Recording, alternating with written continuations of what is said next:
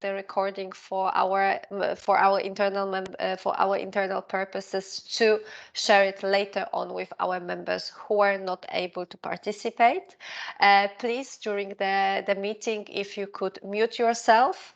Of course, you can use the cameras. I think it makes the meeting a bit more human-oriented. If you will have any questions, please use the chat box. The chat box you can find in the right corner of the MS Teams meeting. I will just say hello to you in it via it. I will be moderating the chat together with Claudia, and if you will have any questions, please just raise it in the chat box related to the technical issues as well. Later on, we will also have the open space for questions and answers. And if you would like to take the floor and ask some questions, just please raise your hand. You can do it also using the features of our MS Teams. And now I will just go straight to the agenda of our meeting. If we can just move to the slides. With the agenda. So we are starting the meeting with the introduction from the Ulrike, from the chair of the working group long-term investment from Eurocities, and with Casper, who is representing the CMR, who is representing the Dutch Association. I'm sorry, but I cannot see the agenda now, so it's difficult for me to speak by heart. And we will have later on the presentation from Andreas, who will give you the overview of the reforming of the EU fiscal framework, present the constraints, the opportunities for municipalities, cities and regions. Andreas is our expert who is working in Deloitte Institute, and later on you will have all the time in the world, which means 30 minutes during the online meeting to ask any questions that you would like to have, and afterwards we'll go do the conclusions together with Marianne.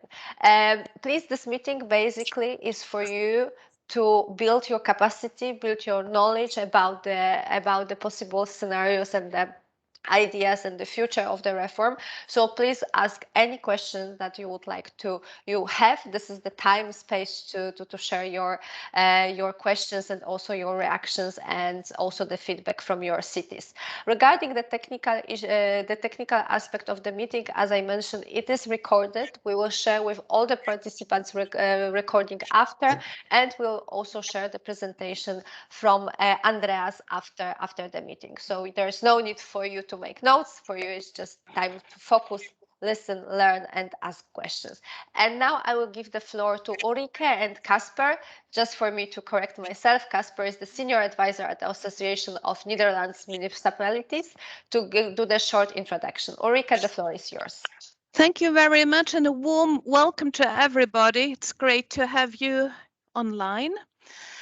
I would like to say a few words about the aim of this meeting and the work we have been doing as the Working Group Long-Term Investment, which is part of the Economic Development Forum within EDF, within Eurocities, I'm sorry.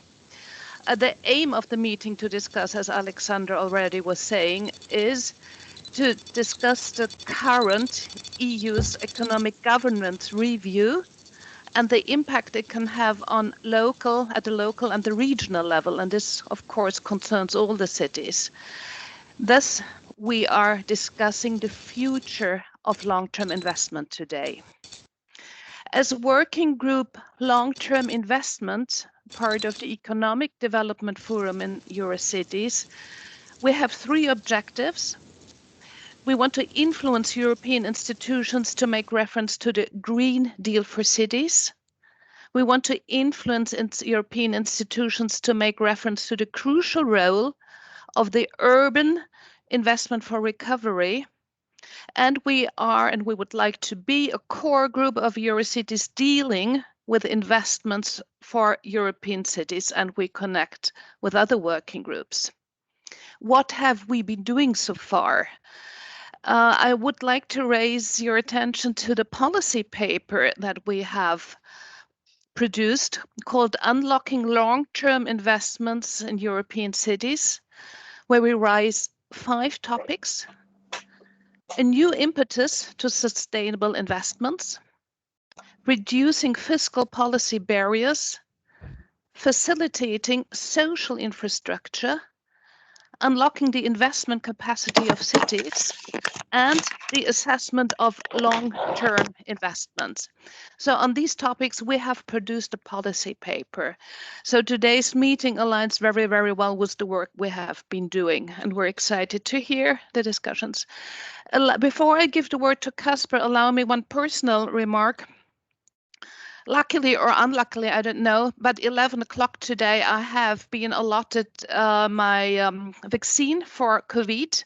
There was no possibility at all to move the time. I really tried to get another time slot, and they told me take it or leave it. We cannot do our logistics as everybody is flipping around and do what they want.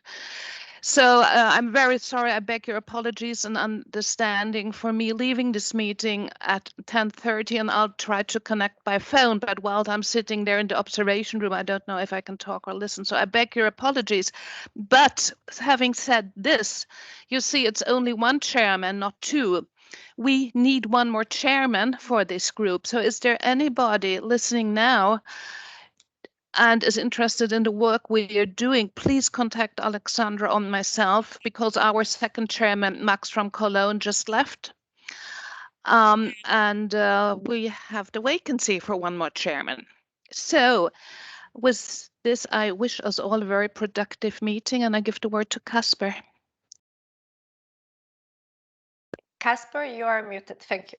Yes, thank you very much.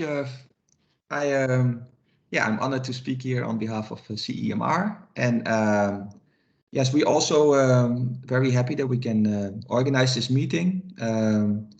We are representing here the local finances group of CEMR, which is made up of experts of all the member associations. And these can be EU and non-EU members. So there's a broad range of people, also experts here today, also from my own association. I would also like to say something about our previous work. Our policy paper is already dating back to 2015, the moment the Commission released its communication on flexibility within this Stability and Growth Pact. We released a policy paper back then. That paper focused on flexibility, of course, within the rules of the Stability and Growth Pact.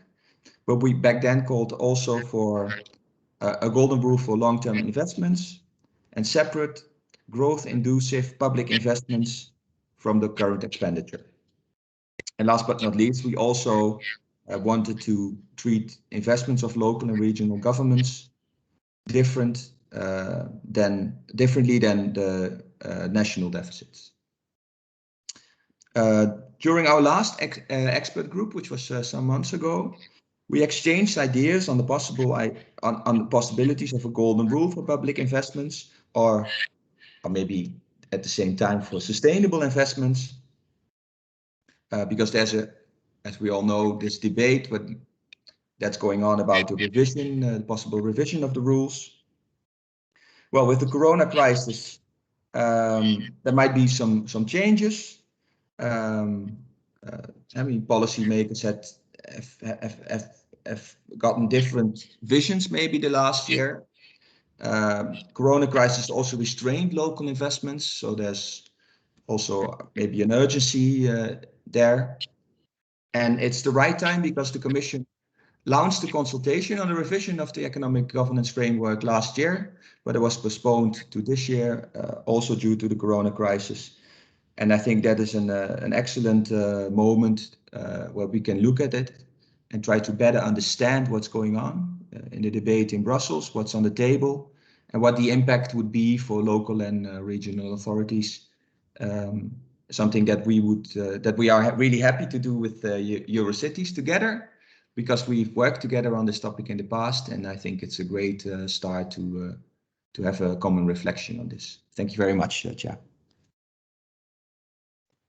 Thank you very much to both of chairs. Now I will give the floor to our expert, Andreas. Please feel free to start the presentation.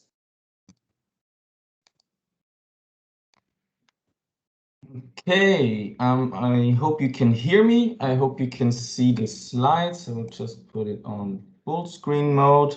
Yeah, thank you very much for inviting me today to speak on reforming the EU fiscal framework. So just shortly about myself.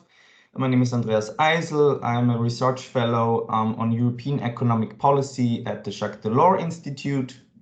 For those who don't know that institute, that's in a way a pro-European think tank, in a way treating a lot of different issues on Europe. I specifically work on economic policy issues. As I said, I've worked a long time on fiscal frameworks on the national and on the European level. So I hope I can also give you some useful input, especially for the local level, but I'm also very happy to learn from your side about specific problems, issues you see with how also the European fiscal framework is basically applied on the local level.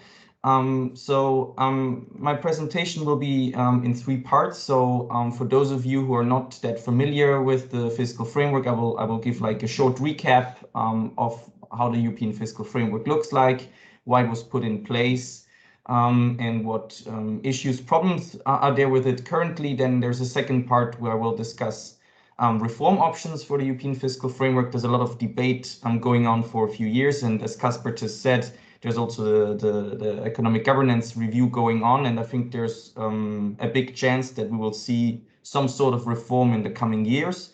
And then in the third part, I'm more specifically talking about a potential golden rule for public investment, but also about some more broadly about the proposals that were made in recent years by Eurocities and by the CEMR. To give you also the opportunity to ask questions. Actually, we can always basically go into a question answer session after each of these parts. And then in the end, depending on how much time we have, we can also have a general question round in the end. So about the current European fiscal framework. So just a very short reminder when I talk about fiscal frameworks, what those are. So in principle, they are sets of rules, institutions, and procedures which in principle aim at reducing the fiscal policy discretion of political decision makers. Key features of these fiscal frameworks, depending on each country also, and there are different ways of how they are constructed at the national and at the European level. But you typically have fiscal rules, which normally set numerical limits on specific budgetary aggregates, which can be deficits, debt, expenditures, or revenues. And they further can do so in a different way that's especially applicable to deficit rules, for example, so in nominal, cyclically adjusted, or structural terms. Then a quite recent addition, at least for many countries, have been fiscal councils, which are independent agencies which are there to assess the compliance of budgets with these numerical fiscal rules. Depending on the country, they can also have broader mandates where they also look more broadly at macroeconomic policy making, at other specific issues. And finally, there are also monitoring, correction, and/or sanction mechanisms which are there to, well, on the one hand, through fiscal councils or other institutions, to check if fiscal rules are actually complied with, what to do when fiscal rules are not complied with, and you could go further until basically have some sort of sanctions in the case of non-compliance. What are the rationale for fiscal frameworks? Just very briefly, in economic theory, a big argument given for why it's necessary to put into place fiscal frameworks is that there is something they call the public deficit bias in fiscal policy making. There can be different reasons for this, such as political rent-seeking, problems in managing a common resource, or which is basically the budget, or time inconsistency. But very briefly, it's basically the idea that if there are not any institutional constraints put into place, politicians will have a tendency basically to overspend over the long term, leading to an excessive accumulation of public deficits or debt. Whether that's actually true in practice is another issue, but that's typically the the economic rationale given. And then we have a more specific rationale in the context of the creation of the euro, because when deciding on a common currency, but without moving also fiscal policy to the European level, fiscal rules were seen as a means to achieve, at least implicitly, some sort of fiscal policy coordination in the absence of common fiscal policy making. It was also there to avoid fiscal free riding, or what is called fiscal free riding in a common currency, basically, and also to prevent the excessive accumulation of public debt, because in principle a no bailout clause was installed in the treaties, and basically putting fiscal discipline and through fiscal rules in place was seen as a way to prevent the tendency that maybe some country needed to be bailed out. So that was at the time of the euro creation basically the reasoning. And we've seen over the last 30 years that reality sometimes has made some of these arguments also void in a certain sense.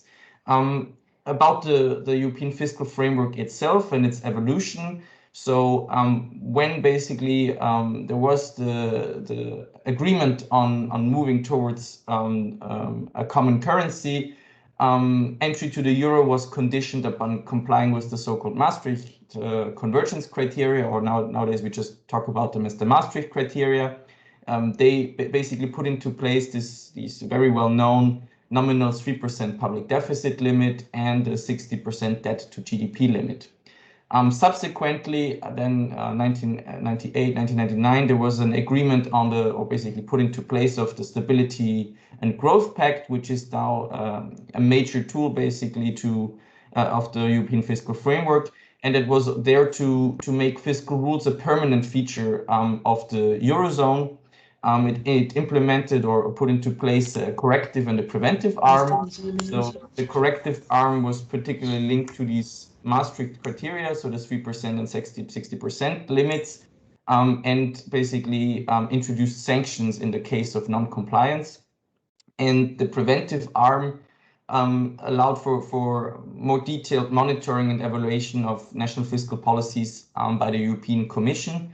And basically introduced the idea of this medium-term objective, or MTO, for fiscal policy making, which basically said that there should be balanced budgets for each member state across the economic cycle. But at that time, still the Maastricht criteria were the main criteria to guide fiscal policy making.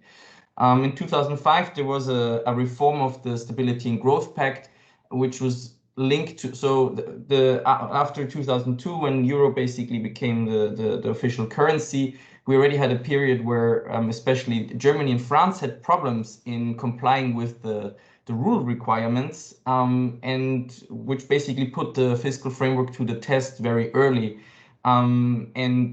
Actually, instead of being sanctioned, Germany and France managed to rather reform the Stability and Growth Pact, which they deemed too rigid, basically, and not able to account well enough for the economic cycle, and also for basically structural reforms undertaken. There was especially Germany which put forward this argument.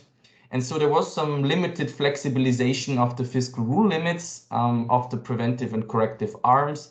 And that's a process that we've seen for the last 3 decades, actually a stronger focus put on structural deficit. Basically, that's the deficit that tries to take out the economic cycle out of its calculation, basically, so that actually in times of recession, you can have higher deficits, while in periods of strong growth, you would even have to maybe run surpluses, basically. But that basically the structural deficit rule can or is supposed to calculate out the cycle, basically, so to allow for this sort of policy making. Then the period from 2008 to 2012, we had basically the financial crisis and the European debt crisis, which was also followed or met with a lot of crisis reforms in institutional terms regarding fiscal rules. It included specifically, or most importantly, the six-pack, and also the so-called Treaty on Stability, Coordination and Governance, the TSCG. Typically, we talk about it as the fiscal compact, though, which is the main element of this treaty. An important element of these reforms were the introduction of additional fiscal rules, basically. To have basically a debt reduction rule. So when a country is beyond the 60% debt to GDP limit, basically a rule that laid out a path for reducing debt beyond the 60% back to 60%, and also an expenditure ceiling. And the structural deficit rule of the Stability and Growth Pact also became more central, which typically is generally a 0.5% structural deficit limit. And with the fiscal compact, there was also a demand that member states were to implement and reform their national fiscal frameworks. And most importantly, this structural deficit rule, which also exists at the European level, was demanded to be basically implemented by each member state in the legal order, basically. And the directive of the six-pack also demanded that there should be national fiscal councils. And finally, in the most recent period, Kasper also talked about this sort of flexibilization we've seen in recent years, 2014-15.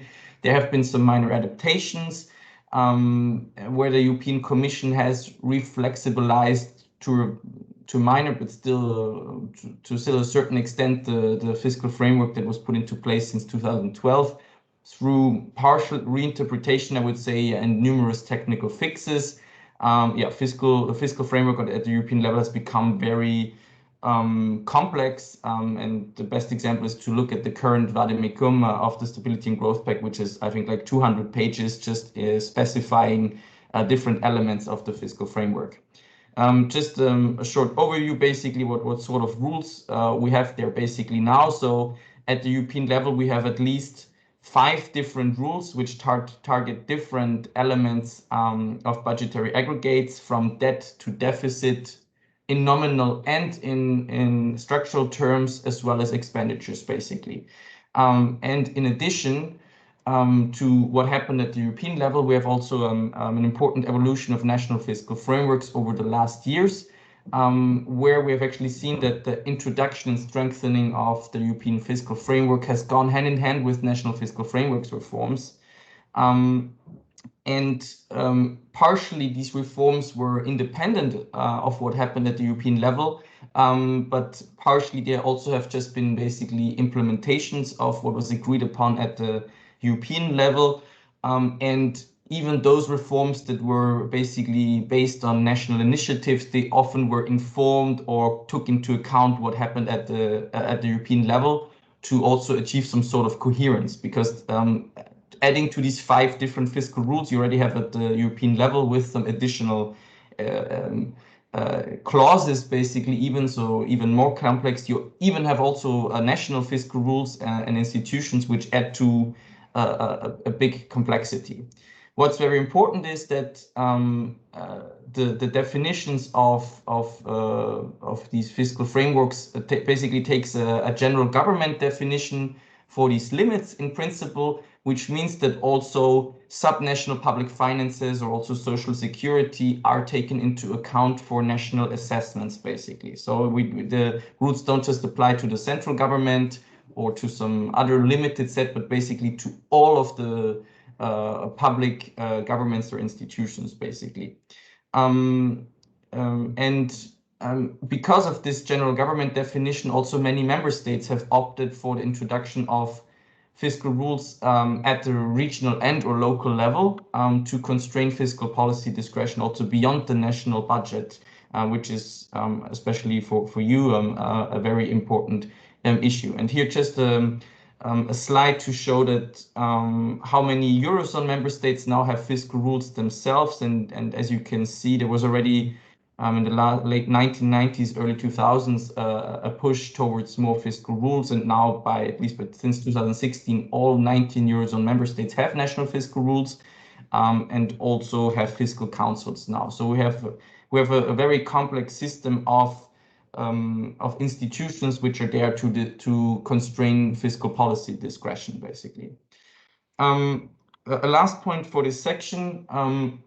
So as I already said, over the course of the last 3 decades and various reform efforts, we've seen that the EU fiscal framework has become highly complex, and at the same time has been regarded by many policy actors also as overly constraining fiscal policy discretion over the course of the last year, something that both of your associations has also pointed out, that they put pressure especially on public investment, and we've seen even before the COVID-19 crisis, very low public investment rates in many member states or in many European countries.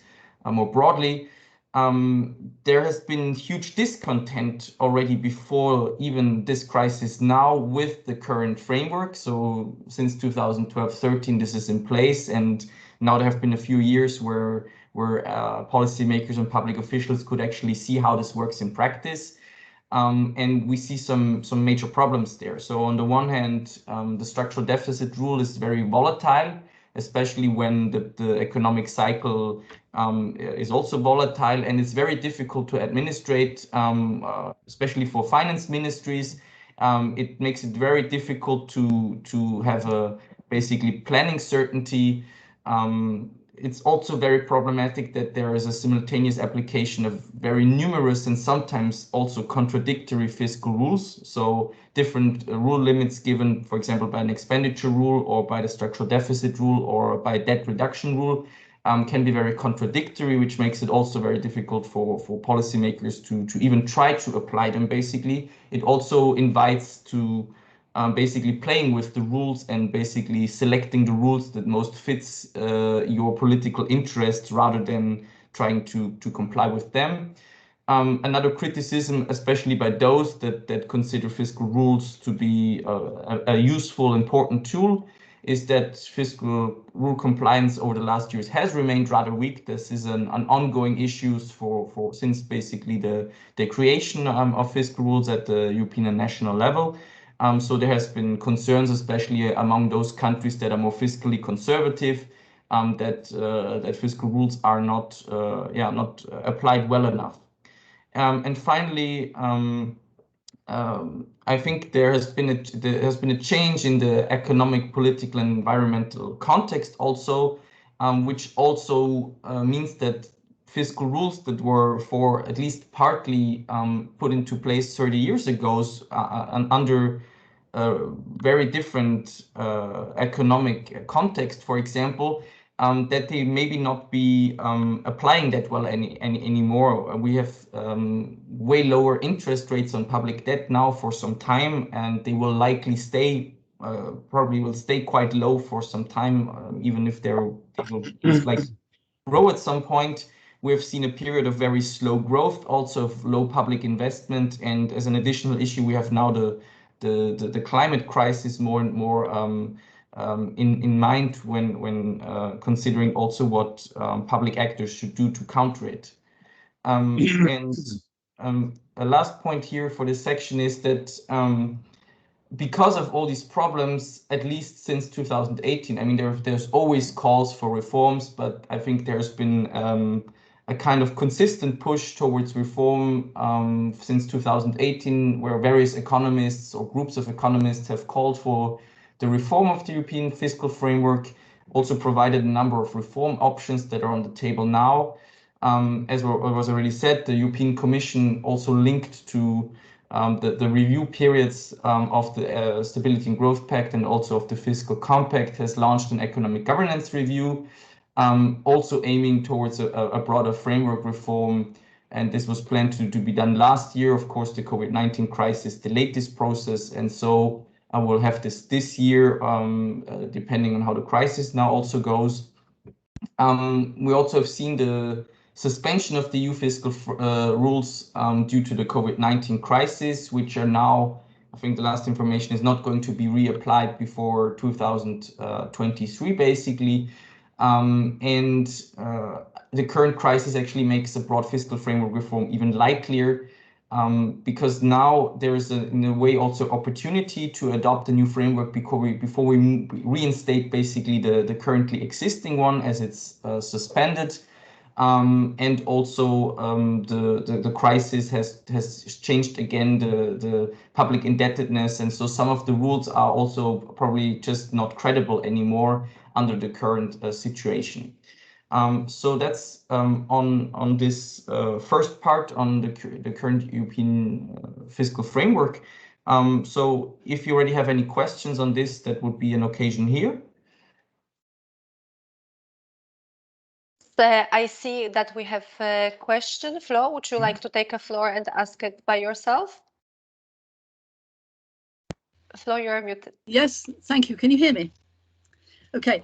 Obviously, what you say is absolutely correct. And there has been a reluctance on governments at European level to change the fiscal framework, which has meant that local and regional authorities have been limited in what they can do. However, the current situation is so different from anything that we have experienced before. That need for investment is now very real, immediate, and needs to have decisions made about it at European level so that we can actually change the fiscal framework. However, a question that is arising is the potential for increased inflation in relation to the amount of spend that is going to have to happen. So how do you see the potential for that increased inflation affecting what decision makers at European level and indeed at national level might do and might say?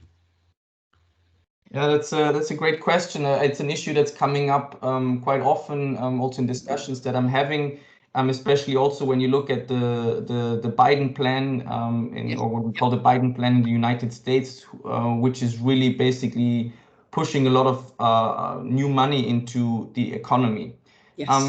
From what I can see is that while we will most likely have some inflation push, but not extremely strong one in Europe this year and next year, maybe also linked to the fact that we had very low inflation now linked to the very strong recession. When I talk with people from the European Central Bank, and I think when you hear also communications from the European Central Bank, which has an interest in not letting inflation become too much of a problem, they don't really see a problem in the next years actually. So when you look at the overall planned reaction to the crisis, the size of the European recovery plan, the national recovery plans that were agreed so far, this response is considerably more timid than the one that was made, for example, in the United States. And actors as the ECB would actually call out member states to put more money into the economy, to actually spend more, to do more active fiscal policy making, because monetary policy making for such a long time now is very much at the so-called zero lower bound, so where they can actually do very little with changing interest rates, and at the same time are buying government bonds on the secondary market. So in a sort doing some sort of monetary financing. It's a very complicated question actually, but is actually trying to push up inflation through these measures. There is really not an immediate issue. It's more of a question of political perceptions, and especially in countries such as Germany, where there's always a big fear of inflation. There's a tendency to already talk about basically fiscal discipline again, trying to reduce deficits to not get into a situation of inflation growing stronger and stronger. I personally, and I think also the central bank makes this very clear, is actually there's no immediate strong pressures, also given the size of the response that so far we see. I mean, the central bank then, if there would be an inflation push, has then the means to also try to get it under control again. So I think there's a very little real issue there. It's more an issue of political perception, and also some traditions in specific countries having basically a fear of inflation as a major issue. Can I thank you for the answer? And of course, as a politician, I would ask a question like that, wouldn't I? So thank you again for your response. That's most helpful. Thank you, Flo. I will now give the floor to Ulrich, who also posted the question in the chat. But definitely an interesting theme for the next conversation in a few years of how, if the American or European way of building back, how it really had an impact on our economies. Ulrich, the floor is yours. Yes, hello. It's Ulrich Fieker from the German City Association, Deutscher Städtetag. Thank you, Andreas. Very good run through the current scene. And I'm not an economist, so I just need to understand a bit the roles you touched upon in your answer of two, let's say, institutions from the European side, from the European body. So the European Central Bank, you mentioned it now, but given that the policy in recent years has, well, there were talks that this triggers this low interest rates and that savings, that people don't know where to put their money because the savings are so not beneficial. So how can the ECB actually, or how does it play into this fiscal framework in the structural deficit that some member states occur? And then the other one, the European Investment Bank, that is about what the previous colleague just mentioned. How do you rate this tool the European Investment Bank have been given, or the more, let's say, money to drive investments to the political goals of the European Union, Green Deal, etc. Is that successful on the market? How is there? Do you have any ratings or research done how to measure the effect of this? Thank you. Okay, thank you very much. Regarding your first question, I need to think if I properly understood it. So what you typically have as a link between the European Central Bank basically having an independent central bank and having basically fiscal policy, which is not organized really at the European level, but done by national governments. The idea was basically if you have an independent central bank, which has in the European case an inflation target as its main objective, so to keep inflation at close but below 2%. And the idea was there always to avoid so-called fiscal dominance, which is basically that decisions of specific member states in terms of spending could influence the capacity of the European Central Bank in achieving its inflation a target, basically, which can happen when a specific country overspends massively, I would say.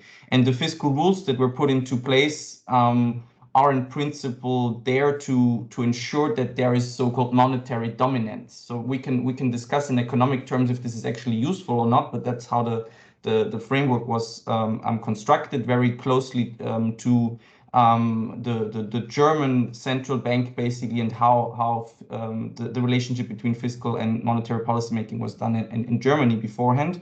But now we're actually in an odd situation, is that because fiscal policy making, and that's also the evaluation of the European Central Bank, has been so timid and so anti-active basically over the last years, is that the tools of the European Central Bank in terms of monetary policy making are overstretched in a sense. And so actually the European Central Bank is calling, or has been calling quite actively, member states to spend more, at least now during this period, which would allow in the end actually the central bank to regain better monetary dominance, so as you would call this, to have better use of its tools also. We are in a very exceptional situation linked especially also to the very low interest rates, to also the COVID-19 crisis, which even further pushes up savings because people could not spend money, which is a very odd type of crisis typically. But that's a bit the relationship. I hope I answered a bit your question. I think it doesn't really have much to do with the question of whether it's nominal or structural. I mean, structural deficit rules should be better at smoothing basically fiscal policy over the cycle, which should also allow the European Central Bank to have an easier work to work over the cycle. But there is a lot of criticisms on the structural deficit rule actually to be capable of doing this. And has been a lot of research recently showing that they're also quite pro-cyclical in the end and very problematic. Regarding the European Investment Bank, this is a bit less my expertise, but I think it's very welcome that there have been initiatives in the last years to push forward on regarding this. There's a broader interest also in putting in place public investment banks also at the national level. I mean, Germany has a long tradition with the KfW. To have an important actor also from the state side to support the economy. But surely it's welcome in the next years if there's even more tools available also for different actors for investment. I think there are some welcome initiatives. So far, some of the things I know is that some of the plans have not worked as well as was planned, and whenever we talk about how to mobilize a lot of private funding, also this has not been as successful as initially planned. But I think there's still room for improvement. But I think in principle it's a welcome trajectory that is taken regarding this. I hope I answered your questions at least partly. I would just have a last question, if I may, and then we can go into the other dimension. You mentioned that the escape clause will be activated probably by the year 2023. Is it for sure, or these discussions are still ongoing in the Commission, just for us to be aware? So in principle, it was so I think it was very recently where the Commission basically gave its guidance, and I think that means it was also in the end supported by the member states, that also in 2002. The escape clause is basically put into place, which would mean that from 2023, the fiscal framework would be reapplied basically. But the Commission also kind of made clear that when it will reapply, it will also try to even use more flexibility than, I mean, the European Commission has been very strong in trying to find flexible interpretations of the Stability and Growth Pact over the last years, which probably macroeconomically was actually a good idea, but which makes the application of the fiscal framework very politicized also, and is also a problem. And I think they will aim to do so even in a broader sense afterwards. I would also recommend this. So when you go from a suspension and from a very exceptional crisis situation, where a lot of countries have spent massively and I think in the right manner to basically avoid the worst of such a economic shock. It would be also very problematic then to go into a shock fiscal discipline measure. We have seen in the last crisis that austerity or fiscal consolidation, when it comes too early, can have very problematic effects. And I think a lot of politicians have learned from this experience, and also public officials, and will try to have a smoother return to fiscal consolidation this time than was the case with the financial crisis. Yes, exactly. I mean, the only good thing that we can look into from the crisis is that it's hopefully it will change the post-crisis 2008 the narration of the Commission to the new fiscal rules and regulations. So this is also a very good time for us to have this discussion. Exactly. And now I will give you the floor again to start your second part. Thank you very much. Thanks. And for all of you, please use the chat. As I can see, you are all very interested. I'm very happy to see it. So please continue. Okay, so now I'm going to the second part, which is basic reform options for the European fiscal framework. So what I already said before, since 2018, a lot of reform ideas are floating in the air as there's a lot of discontent with the current fiscal framework.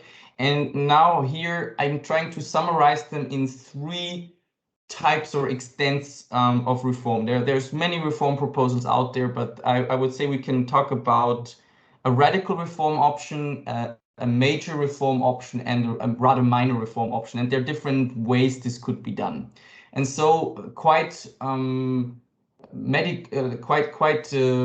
strongly discussed and quite publicly discussed this year and last year has been a proposal, especially made by Olivier Blanchard and some of his colleagues, for former IMF chief economist, who called for replacing fiscal rules with fiscal standards, basically, and refocus the framework that exists today towards more a macroeconomic expertise analysis, basically, and a stronger focus on public debt sustainability. And so they basically argued that fiscal rules have not worked well at all, that they are, as some other actors have said, that they are a bit too stupid in a way to properly allow for a good macroeconomic policy making and budgetary policy making.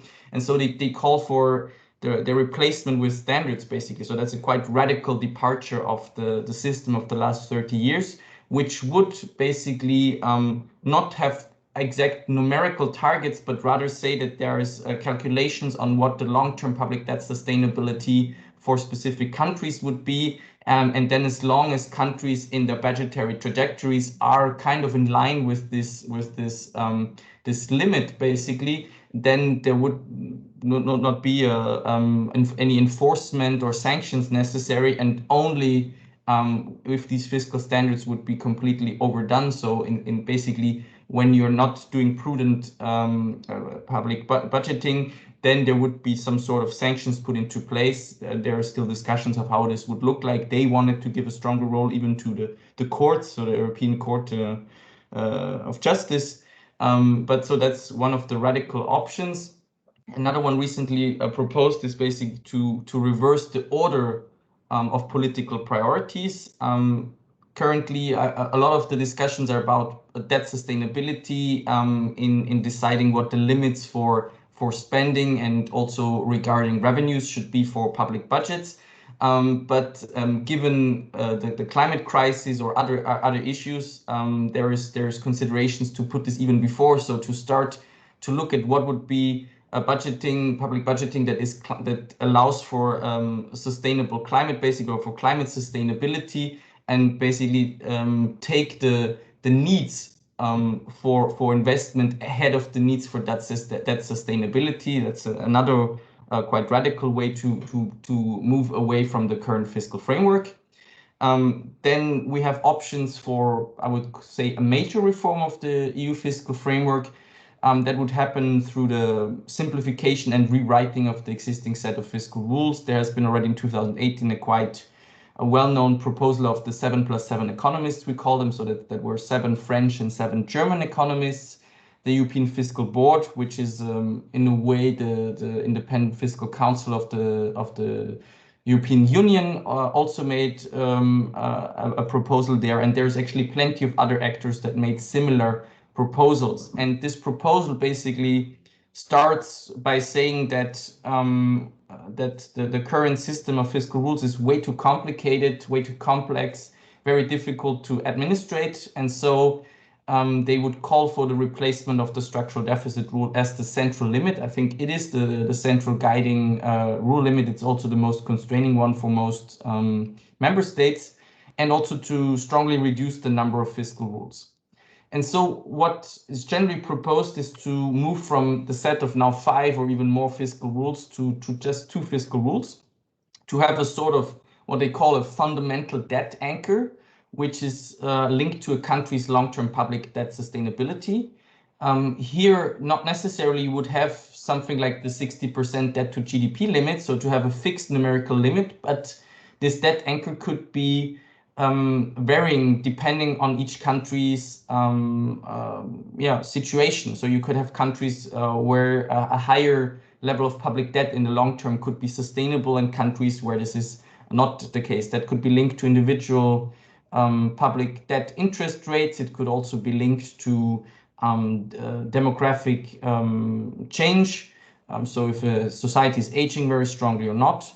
And then this debt anchor, which would be country specific, could be operationalized through an annual expenditure ceiling. So you would basically have a long-term sustainable public debt limit, and then you would try to basically translate this into an annual expenditure ceiling, which basically lays out a path to ensure that public debt would be sustainable or would be considered sustainable. And then you would basically only have one guiding rule, one operational rule during the budgeting process. which would then apply annually. So that would basically an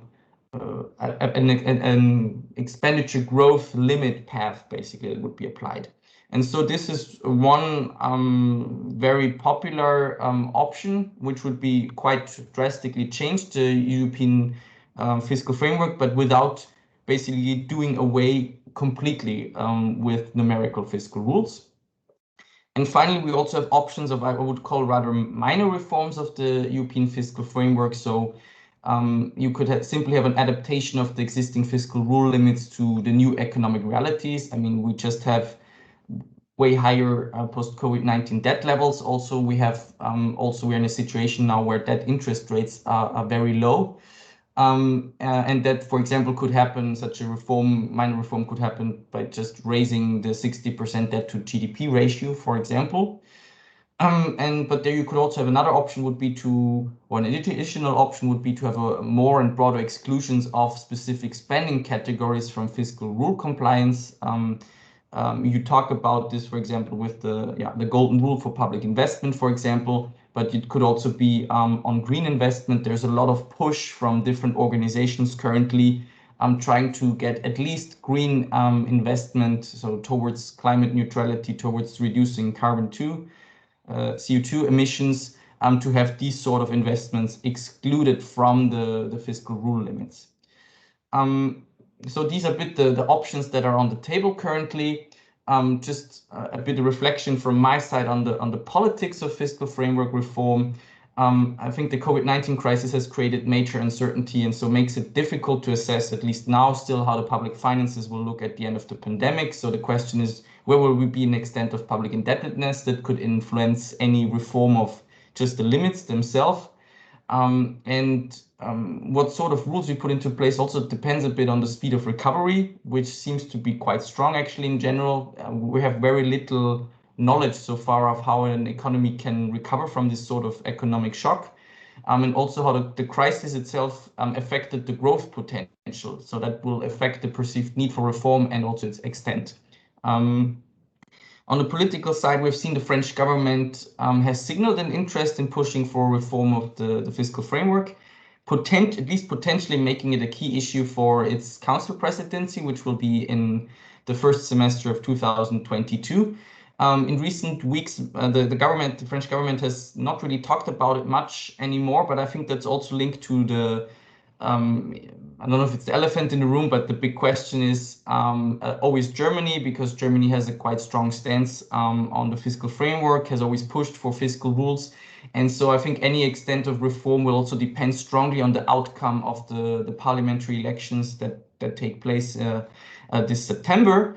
And so I think also the French government now does not really try to politicize the issue too much before the elections, which could maybe lead to sort of backlash among the German electorate and maybe elect fiscally very conservative politicians. So I think that's a big issue on the political scene. The outcome of the German elections and the next government coalition which will form will be highly important for any sort of reform at the European level. Just some reflections also on potential reform outcomes. I think a radical reform seems unlikely at this point, even if the input given into the debate is very interesting.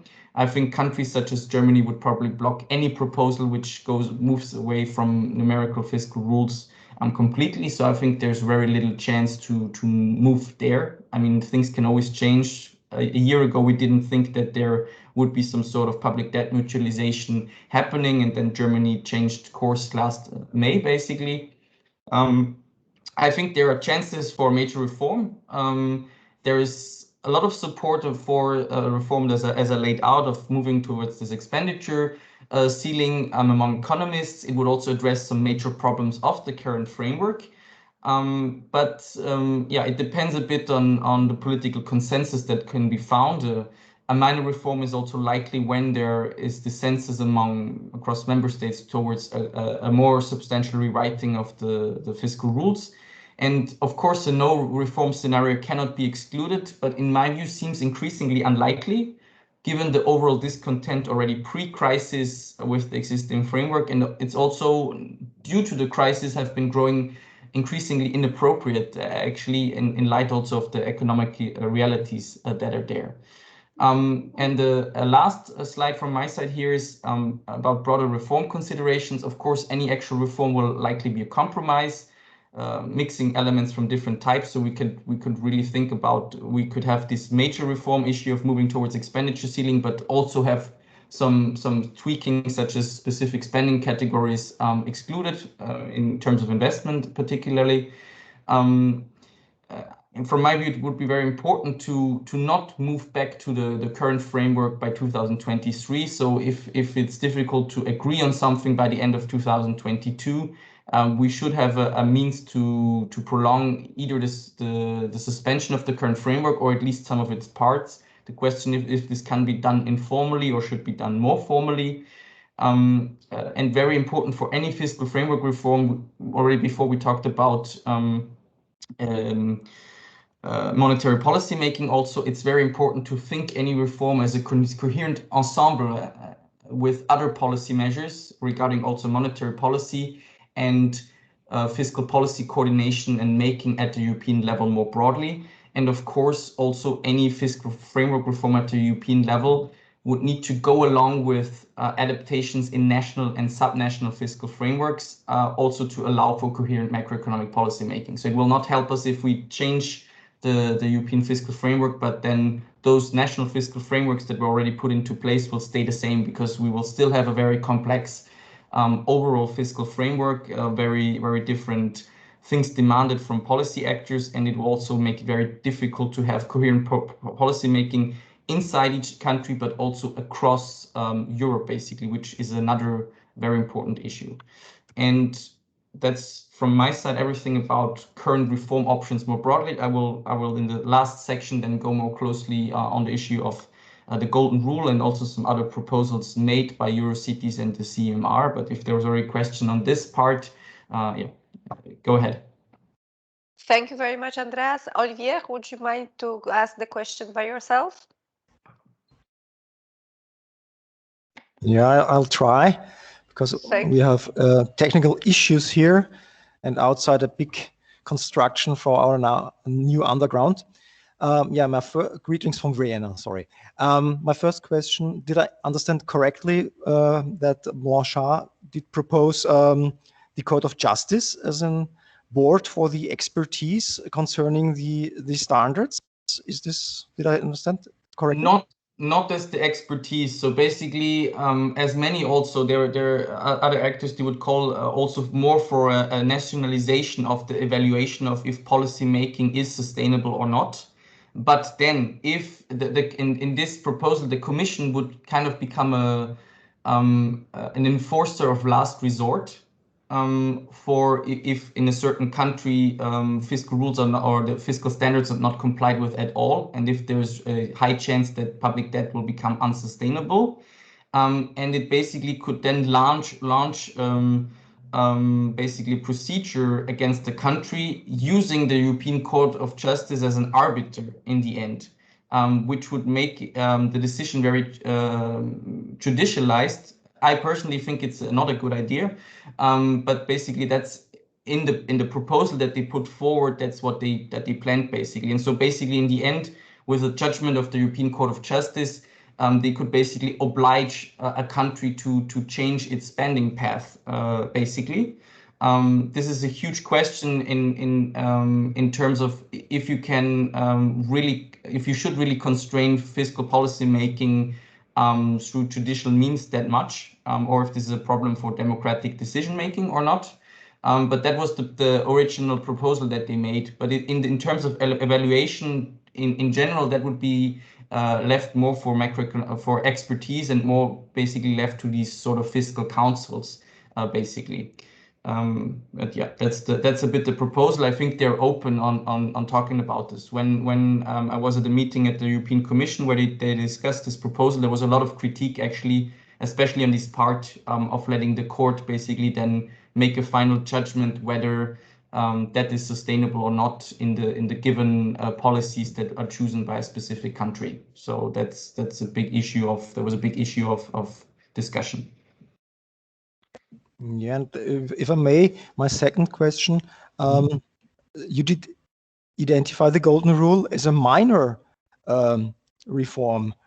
This is some surprising to me. Do you really see a chance there? Because our Association of Cities and Towns is strongly pushing for a golden rule for public investment. So it'd be nice if there's really a possibility there. So when I said minor reform, it's maybe a bit misleading. I was trying to talk about it in terms of how strongly the European fiscal framework would need to be changed, and a radical reform would be basically to do away completely with fiscal rules. Another major option basically would be to completely change the fiscal rules that are there. But for example, allowing for public investment to be excluded from the fiscal rules would basically only mean to add this to the existing fiscal rules. We could of course imagine a mix, as I said, so that we move in general to these expenditure rules, but then add that there are some spending categories such as investment spending or green investment spending would be excluded. In terms of changing the overall fiscal framework, that would be a minor change, but it doesn't mean that it's politically not very difficult to achieve. So it's not necessarily means that because it's I said that it's minor that it's easy to change, and there is strong wind against it. I will talk a bit in the last section. I will say, because there's been a huge debate for a long time whether it's that easy in the end to separate investment spending from current spending. And so that's a big issue that will be in the discussion. I think there is a room for a reform that allows this, especially for green spending. I think there is a political room for maneuver there, but it depends, I would say, strongly on what also in Germany is the outcome of the elections, if there is much space or not to move towards this. That's a bit how I currently view the situation.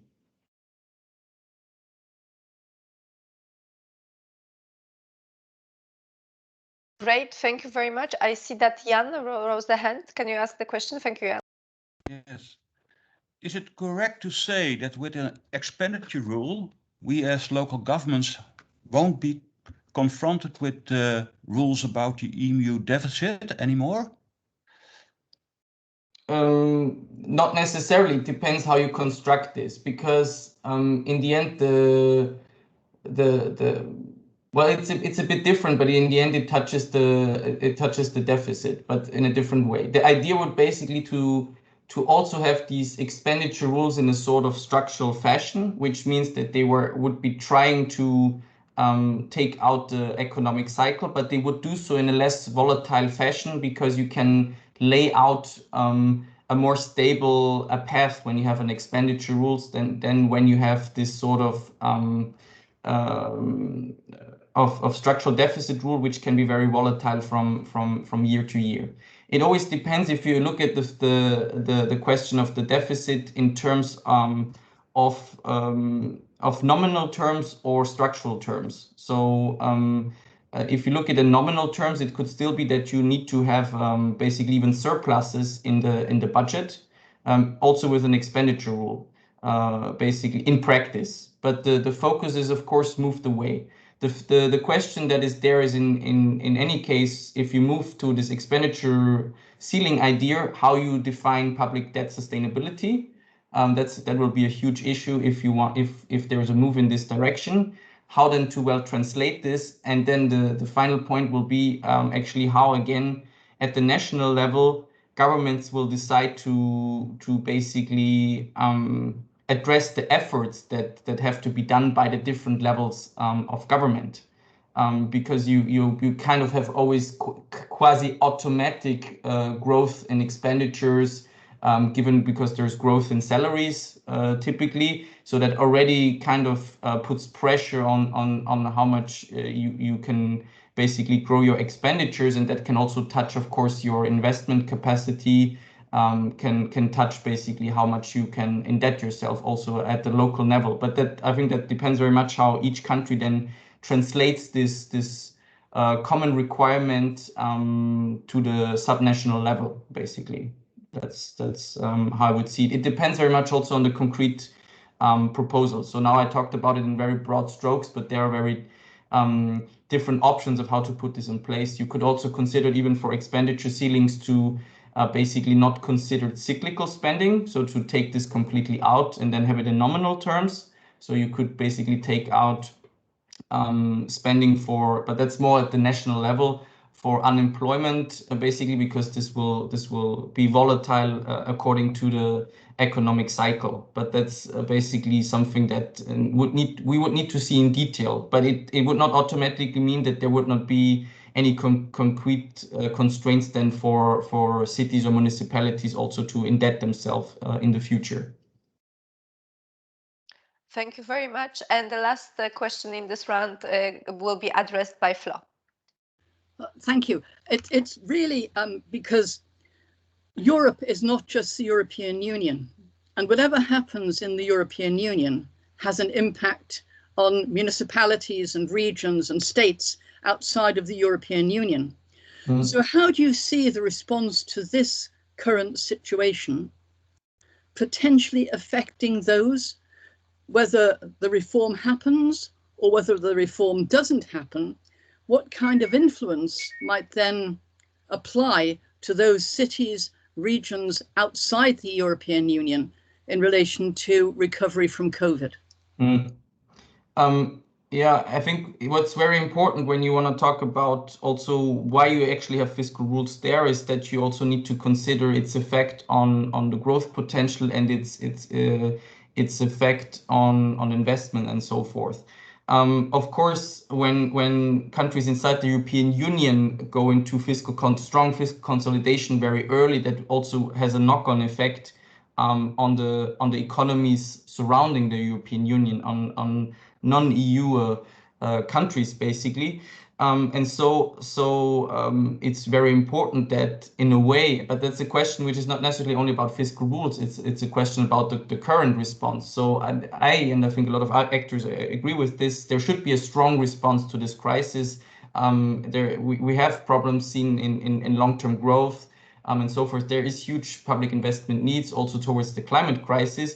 And actually, the crisis is a huge opportunity because you need to spend anyway. So why not use this opportunity to spend towards improving the growth potential, towards improving also the path towards climate sustainability and so forth. And this, of course, also has positive effects to the countries that are not inside the European Union, because as a macroeconomic actor, of course, by putting more money into the recovery, that also creates demand effects in other economies and basically allows for stronger growth more broadly.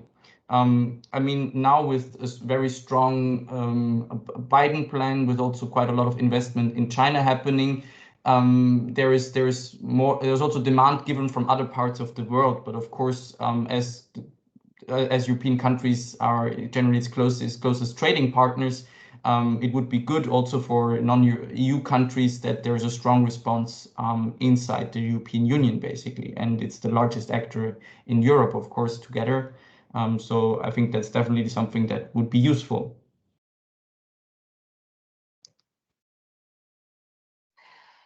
Thank you very much, Andreas. I think we can go into the third part, and please feel free to ask the questions in the chat. We have still 20 minutes, so please go ahead. Right. Okay, so a specific issue which is of importance, and I think of importance also to Eurocities and the CEMR, is the question of a golden rule for public investment. And so a golden rule, in very simple terms, is typically called a fiscal rule that excludes investment expenditure or capital expenditure from the rule limit. So the rule limit would only consider current or basically consumption spending. There is already a sort of investment clause in place in the Stability and Growth Pact, but it's, when you look through the details of the vademecum, is very, very complex and has a very limited scope, and I think is completely inadapted to deal with the issues that we see in terms of public investment need. Also, some member states have, or at least had, a golden rule at some point, such as Germany before it reformed its fiscal framework in 2009. Two major questions that are always there in the debate on golden rules among the economics cycle, basically, or the cycle of economists in a group of economists, is actually, can current and capital expenditure be reasonably distinguished? And now maybe this is more about the national than about the local level, but a huge issue of discussion is always regarding education. So, for example, whether paying teachers, which basically educate citizens, which sort of is an investment in human capital, is this a current or a capital expenditure? And there are other discussions that you can have, but this is just one prominent example. And can expenditure included from that sustainability consideration. So if you take the rather micro versus macro view of public finances, and this is another huge issue, and this is also a question also regarding the proposal, or one of the proposals made, or the options given by CEMR of trying to exclude the local level from fiscal rules more broadly, is exactly the question whether this should be done actually, or if this could create further problems down the line, and especially fiscally conservative actors would be very careful regarding this. In terms of obstacle and opportunities here, one major obstacle I see for reform towards a golden rule at the European level is that before the national German fiscal framework, the so-called German debt brake, was decided in 2009, there was a commission talking for 4 years about the question of how to reform the German fiscal framework, which before basically had a sort of balanced budget requirement, but there were some exceptions that could be made. So investments could be taken out of it, and also when there would be so-called macroeconomic disturbance, you could basically move away from a balanced budget, something that has been done quite often in Germany. And there had been a huge discussion whether a reformed fiscal framework should also allow for public investment. And there was a huge discussion among politicians, economists. It was a very large discussion, and where actually the proponents of the golden rule lost the debate, leading to the introduction of a German debt brake, which, similar to at the European level, allowed for some minor structural deficit. So in the German case, it's 0.35% of GDP, but in the end led to the imposition of a balanced budget requirement for the Länder even, and it sort of also then follows for the municipalities. And so I think an important issue would be to convince policymakers that specific spending categories, especially in investment spending, could be clearly identified as investment expenditure. So in the German case, the discussion was they tried to approximately calculate the investment need, which I think the numbers were not really adequate. But then in the end said, well, it would be similar to just having this structural deficit rule of 0.35 that they agreed upon in the end. And so they said this is easier to do, and then we don't need to have all this hassle of trying to identify which sort of spending is actually investment spending or not. I think in recent years now there has been some changes which could more easily allow for a consideration of having an exclusion of investments from the fiscal rules, especially for green investments. As I said already, I see a chance because at the European level now we decided, or there's agreement on this so-called green taxonomy, which basically gives a list of which sort of investments would be green. And that could potentially make it easier for politicians to agree, at least on a limited version of a golden rule, as basically there's already the taxonomy there, and you could simply say, so that basically the political fight has already been made, and you could simply say, well, here we have clear criteria, and this we could quite easily apply basically. It will also be quite limited in terms of overall, well, depends a bit how much this is used, but then rather than having an overall public investment golden rule, this would be more limited, could maybe also more easily be done.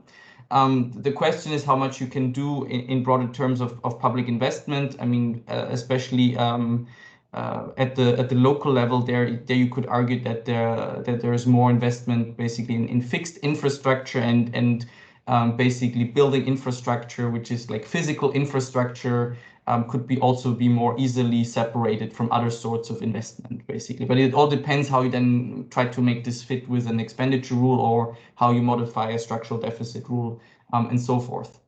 I think there is actually quite a big potential for quite technical solutions to find an agreement at the European level. So there's this proposal that you're also made about depreciation costs, basically. I think these sort of adaptations of the existing framework could more easily pass than more highly politicized issues. So I think there's a chance to push there for these sort of more at least perceived technical solutions. What's positive also to move into the direction of a golden rule is that there has been growing recognition of insufficient public investment in Europe and across a lot of member states, also in Germany. And that might help to achieve a reform framework that in some way gives more space or priority to investment and basically trying to find ways of not making investment the first thing to be cut when basically fiscal rules apply. Many reform proposals call for move to the national level and have the Commission more as an enforcer of last resort. This could also help to develop more country-based solutions. So as often the fiscal relationships between the central government and the local and regional level, they are very different across EU member states and also beyond the European Union. There could also be more space for country-based solution, also in terms of which sort of spending categories maybe are considered problematic or not. So if you move this more to the national level, there could be more space for reform also. I mean, the problems identified by the Eurocities and the CEMR are, I mean, broadly shared, I think, with what more broadly are seen. So as the structural deficit limit, the inflexible and strict debt-oriented nature of the SGP, and also the obstacles that are coming from the implementation of the SGP or the fiscal compact, but also of the European system of national and regional accounts, can provide problems. And I think as very well has been shown by your associations, I mean, local authorities are very important in public investment. And if public investment is low and we want to raise it, we also need to give more space to local authorities to actually do this investment. So I'm very sympathetic to the problems identified, or I agree very strongly with the problems identified, and also to the solutions that mainly are proposed. And so it was already talked about before, but just to recap a bit the reform proposals as I read them, so from Eurocities on public investment, so very strongly the idea to increase the flexibility of the SGP and allow borrowing for public capital expenditure, and especially to also consider net investments as productive investments and should be excluded from fiscal rules. I think this makes total sense. Would also again be the issue with net investment is that it's a bit complex to calculate. So the question is if you want to move there or if you want to go for something simpler. But I mean, in terms of economic reasoning, I mean, this makes total sense. There was also a proposition to exclude public investment for time-limited period in certain sectors, such as health and education. I think I can also agree with this strongly. The question is now now there has been a general suspension of fiscal rules, but how we would do this if we're already moving back then slowly into a more normal growth pattern, and only take the annual depreciation rate into account for fiscal rules when preparing large investment projects. I mean, that goes back to what I said about more technical, or at least perceived as technical solutions. I think it also makes a lot of sense, of course, and I think there's also a chance that you could maybe get through some proposals like this. Beyond the fiscal rules, I think Eurocities also made a lot of very useful propositions or proposals about public exchange, so dialogue between European institutions and subnational authorities. I think this is CEMR also does this, is very useful, I think, to also just get to policymakers, showing them what the issues and problems are. and the other aspects I will talk about less now. Yeah, about the CMR has this very similar also approaches, going a bit further, I think, sometimes with also basically saying at least that one of the options to not systematically take into account at the national level local governments' investments when then calculating the national deficit. And so there were these three options given by the CEMR, which is basically, okay, you either have a golden rule for public investment, or you have an expenditure rule, basically, which also allows for tax smoothing and elements for this, or you actually leave local governments out of the SGP rules. So given from all of these different proposals, I think, as I said before, I think there's a chance that a golden rule, or at least a limited version of this, could be part of any reform that is coming, especially I think for green investment spending. There is so much pressure now to up the ambitions of member states and of Europe as a whole, that there's a big chance. I think technical solutions have a big chance of also finding some majorities, basically, and can be left out a bit of clear politicization of these issues. I think an issue which is more complicated is to leave local governments out of the SGP rules. I think for some member states, I think also for the Commission, this is way more problematic. I understand the reasoning behind it, but for a long time, the tendency at the European level and also at the member state level has been to integrate more and more different parts of public budgets into a coherent ensemble, basically, and trying to take off-budget tools into the considerations of budgets to avoid, basically, that in some countries you use certain tools to basically circumvent fiscal rules or to spend through these certain things. And I think there will be concern that by making this exception for the local level, taking it out of the general government basically definition, that there would be concern that this would then be used in specific countries, maybe as a means to circumvent fiscal rules in the end of trying to push a lot of spending to the local level, basically. It doesn't mean that I necessarily believe that this would be the case. I think this is also very different in terms of what sort of spending is actually done at the local level and typically at the central level in terms of policies that are financed. But I think there would be concern about this issue. So I think it will be difficult to basically get an opt-out for local governments. So that's a bit my views on it. I could say a bit more about it, but I think I will leave it to your questions and then we can maybe discuss more about it. Thank you very much, Andreas. Do we have any questions? Please raise your hand or put it in the chat box.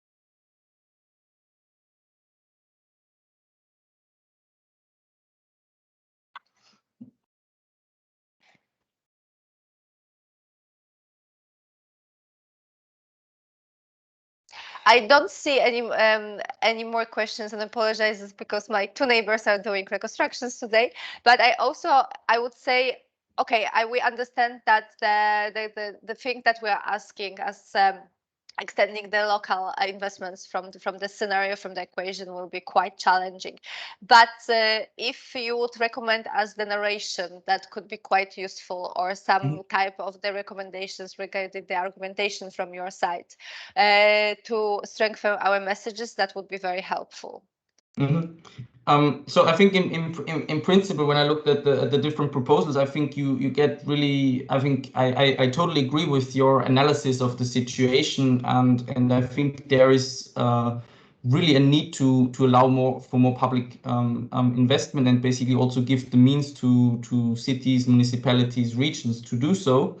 I think the narrative that you chose so far is actually quite good. Is saying if these ambitions that are there for example, in the Green Deal, in the European Green Deal, in trying to get away from this slow growth pattern and so forth, well, you need to allow cities to do their part, basically. And so far, way too much has been done at trying to constrain the central level, and in the end this was translated also to constraints for the local level, which is typically way less an issue for overall debt sustainability, because the local level is normally not running things like the pension system, the unemployment, the health system, and so healthcare system, and so forth, which are typically the bigger issues in terms of problems for public debt sustainability rather than investment in itself. So I think I think that's why I said also that I think that at least a green investment exception would be doable. I think especially running this narrative would work really well. It depends a bit on what is seen also as important for the members of Eurocities and the CEMR, what to do if we want to push this more narrowly. As I said before, I think that the technical solutions have a huge chance of being able to be implemented, because I think there is a recognition more broadly that there is an issue there, and but sometimes the issue is so politicized, and especially in some countries, that national policymakers always have to be very careful in what they agree on, because they care about if they get re-elected next time or not. And so that can help them a bit trying to move also in direction of what is actually important and what is also in your interest, without harming too much their electoral chances. But I think more broadly, I think there should be bigger actions done. I think you should push totally for the broad exception of the public investment, but I think you can very well just tell this narrative about the climate crisis. For green spending, you can run well the narrative about broader public investment just by pointing out how low public investment has been. And it is a problem. It is a problem for the growth potential. And Europe more broadly is in a geopolitical situation where we're a bit, from two sides now the United States, which again is becoming very active and is investing very strongly also. And you have China, on the other hand, also just having a different way of organizing its economy, but also having huge capacities of investment when it wants to.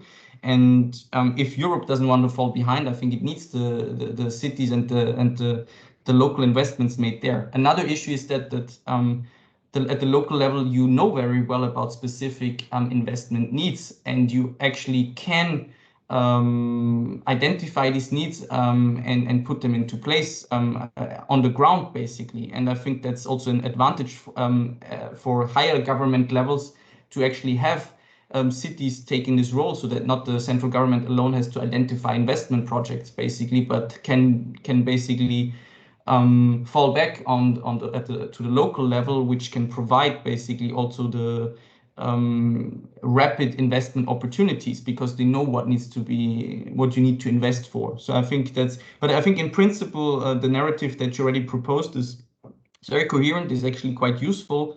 I think you just, as other actors, need to very well use the chance. I think now there's really a big chance that there will be a reform, and it could be a major reform, and that also gives more space that proposals that are important for the Eurocities and the CEMR are taken into account, basically. So, but as I said before, a lot will depend on the outcome of the German elections.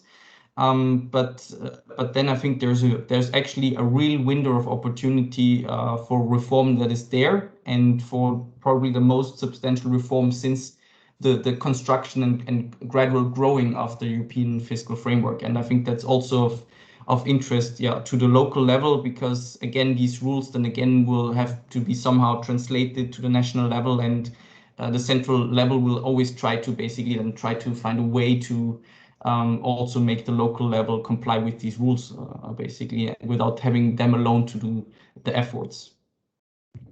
Thank you very much. I'm cautious about the time, so I will now give the floor to Marianne to sum up, and maybe also to already in the summary include the question posted in the chat by Flo, because I think it's a very good idea for the next steps. Marianne, the floor is yours. Yes, indeed. Well, first of all, thank you very much, Andreas. I think that was really interesting for us and really useful to frame our ideas and our reflections, and all the inputs you gave us on our previous papers are really useful. What I think we will do now is we'll take some time to think about all that in respective expert groups, and certainly we need to come together again, CEMR Eurocities, at least to exchange some perspectives based on all the food for thought we just received. So this is the start of our discussion.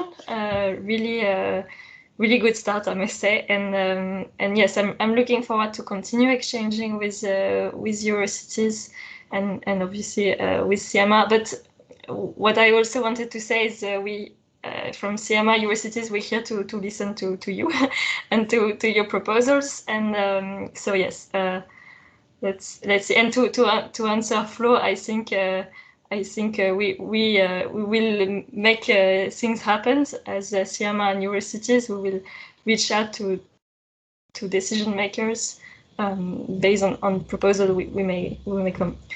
So yes, any final words on your side, Alexandra?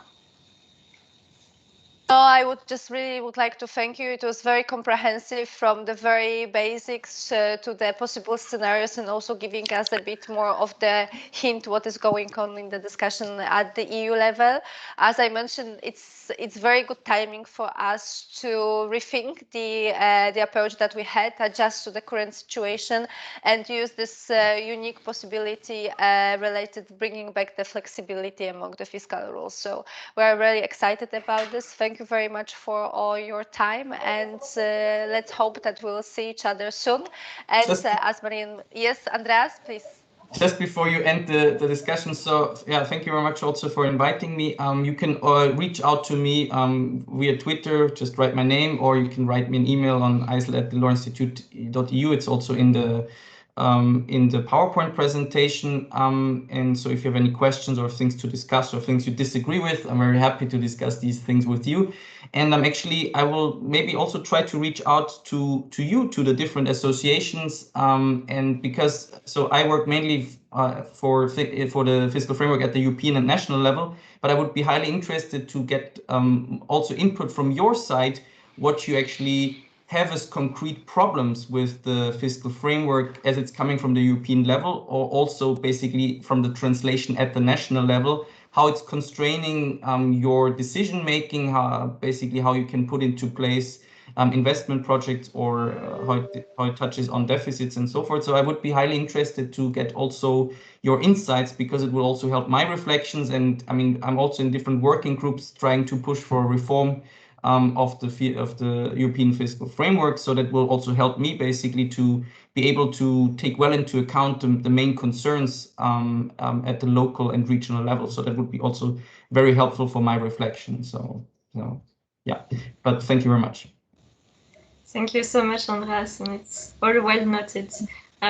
If I may just make an announcement for the CEMR group, we continue the discussion on COVID impact on local finances and other discussions. So we have a 10-minute breaks, and we find ourselves in WebEx just afterwards. Great, thank you very much. And great big thank you from me, the chairman of Working Group LTI, with a face mask now. And if there's any Eurocities city interested in joining me as chair, please contact Alexandra or myself. And great big thanks to everybody. Thank you very much. I'm ending the thank you part. Let's enjoy for the CEMR colleagues 10 minutes break, and Eurocities, we are just wrapping up and coming back to our emails. Thank you. Bye bye. Goodbye. Bye.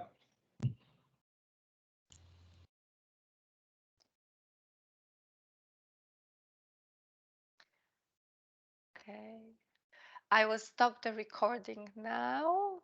Okay.